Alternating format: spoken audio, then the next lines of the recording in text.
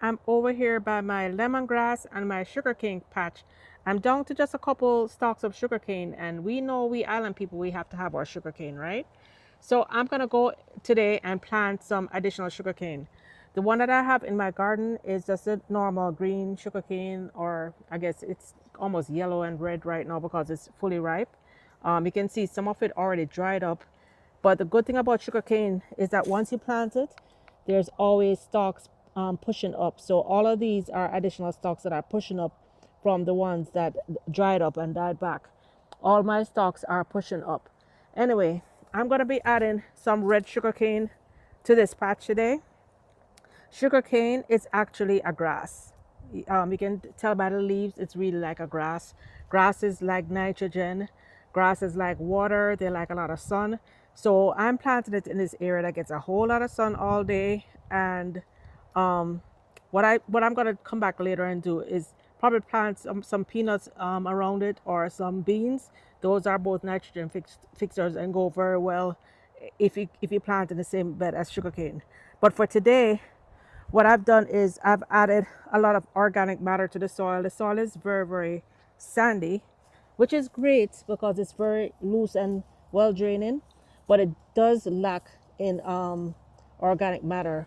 So I just added in a mix of horse manure with organic soil and a little earthworm castings and mushroom compost.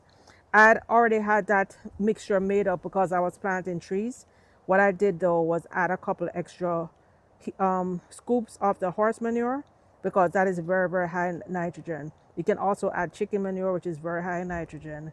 Always make sure your materials, your manures are composted down. You don't want it too hot.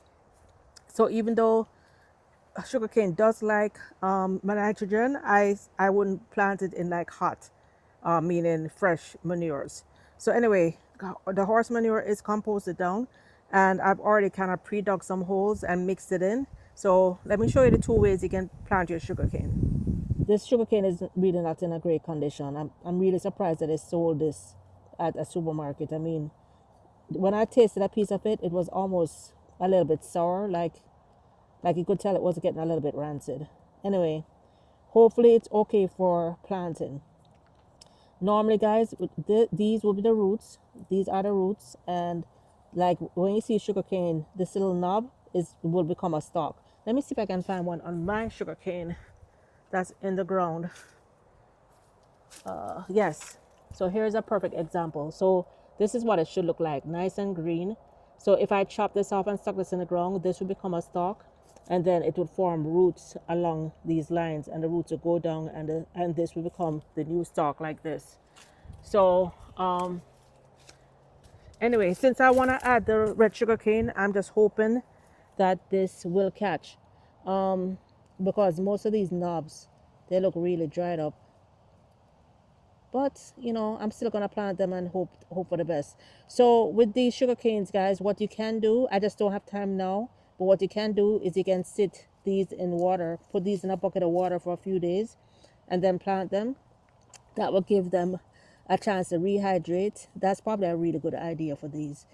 However, I am running short on time because I'm going to be going on a trip and I really want to get these in. So I'm going to plant them, and I'm going to water them well and cover them with mulch. And, hopefully my sprinkler will keep them going while I'm gone. So two ways to plant sugarcane. You can plant them sideways with the shoot pointing up, and then this will go up and then the roots will go down, or you can plant them straight up and down like this. Just like cassava, you can go sideways or you can go straight up. I usually prefer to go straight up and down like this. That's how I planted all my other ones, and they all grew well. It's just, whichever way you want to go. So you put the sugarcane up like this. You make sure that the part with the knob, with this little knob, just like cassava, with this little knob, make sure that's pointing up. Make sure it's above the line, not like this, below the line. This is the way the shoot is going to go up, and the roots are going to go down. See, the roots are going to go down.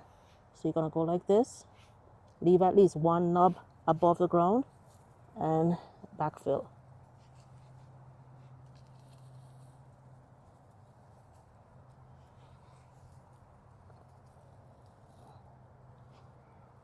All right, make sure at least one knob is up. You can do two knobs up. I'm just doing one knob up.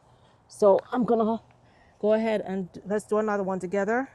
Then I'm gonna mulch and water. Wow, I guess the grower was trying real hard not to really hard not to make this grow. You can see they actually dug off, they actually cut off the sprouts that were coming up. But there is one sprout here. There's one sprout here. Kind of looking a little bit brown, but we're gonna plant this one. All right, let's just plant this one instead. I really don't want to waste my time planting something that's not gonna come up. Let's plant this one. Roots pointing down and the sprout above the line.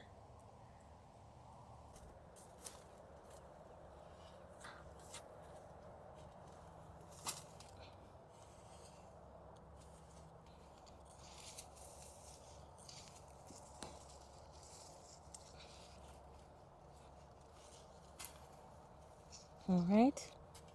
So most of it is underground.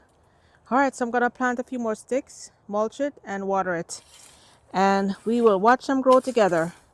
I'm not gonna put them too close to this tangerine tree, but I'm just gonna lay them all the way across the back. All right, guys, that's it.